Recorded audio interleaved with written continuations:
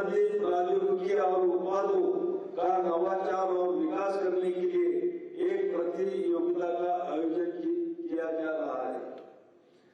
जब हम योग और कर्मयोग की भावना के साथ आगे बढ़ते हैं तो एक व्यक्ति के रूप में, एक समाज के रूप में, एक देश के रूप में हमारी शक्ति भी कई गुना बढ़ जाती है।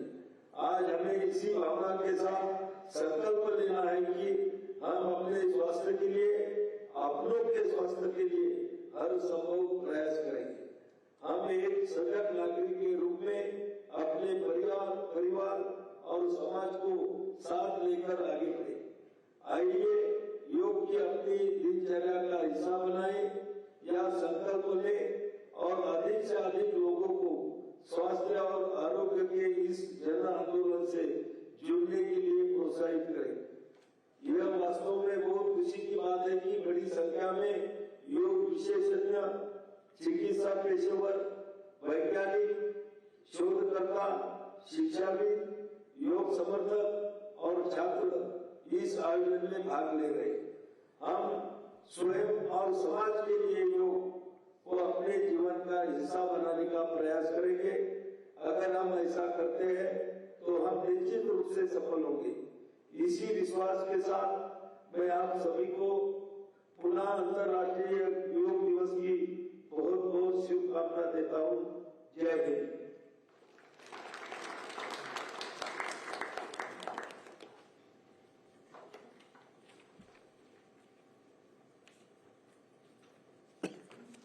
बहुत बहुत धन्यवाद मंत्री महोदय।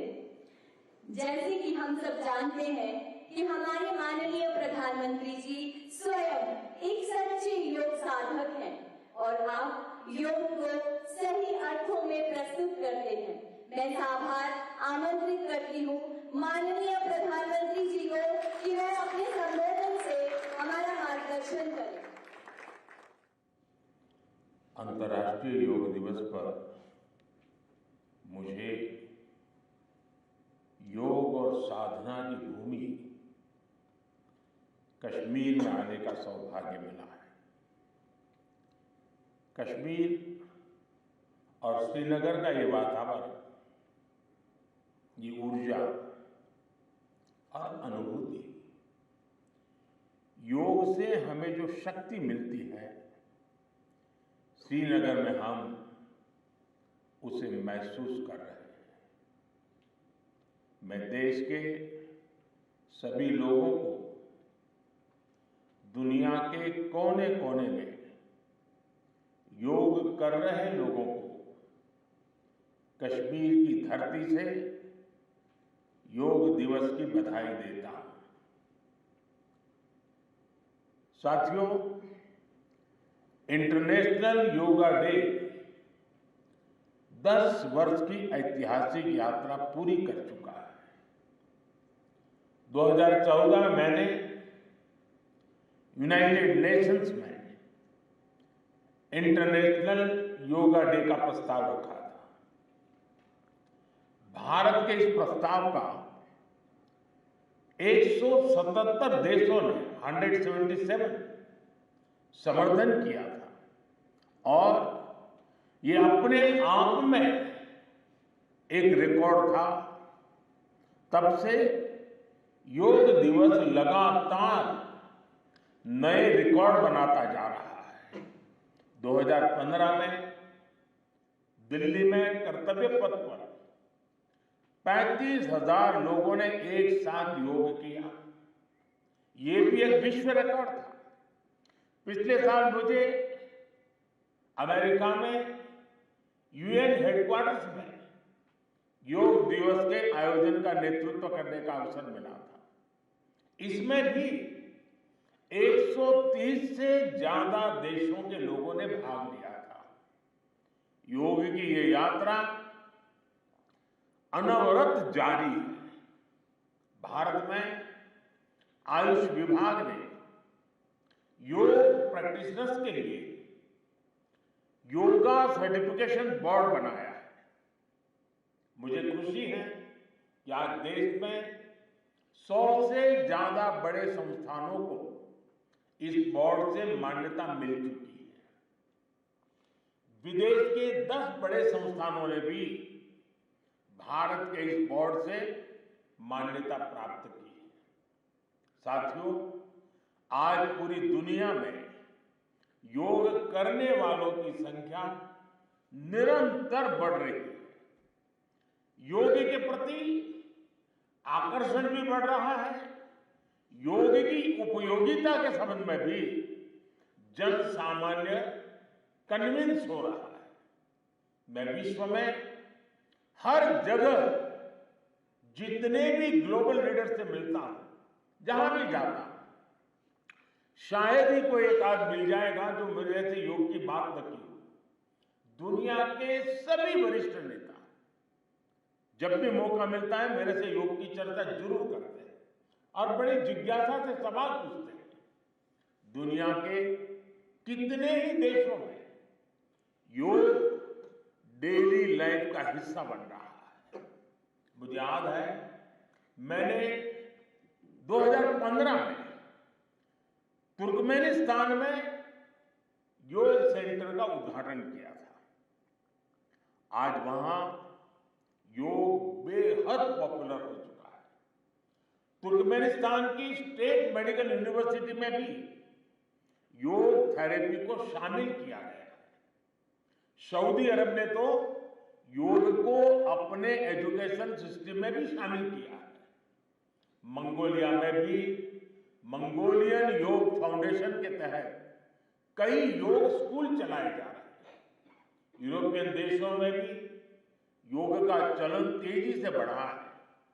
जर्मनी में आज करीब 1.5 करोड़ लोग योग प्रैक्टिशनर बन चुके हैं।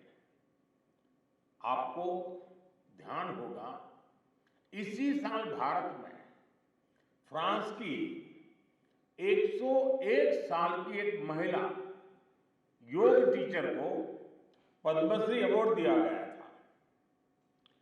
वो कभी भारत नहीं आई थी, लेकिन उन्होंने योग प्रचार के लिए अपना पूरा जीवन समर्पित कर दिया है।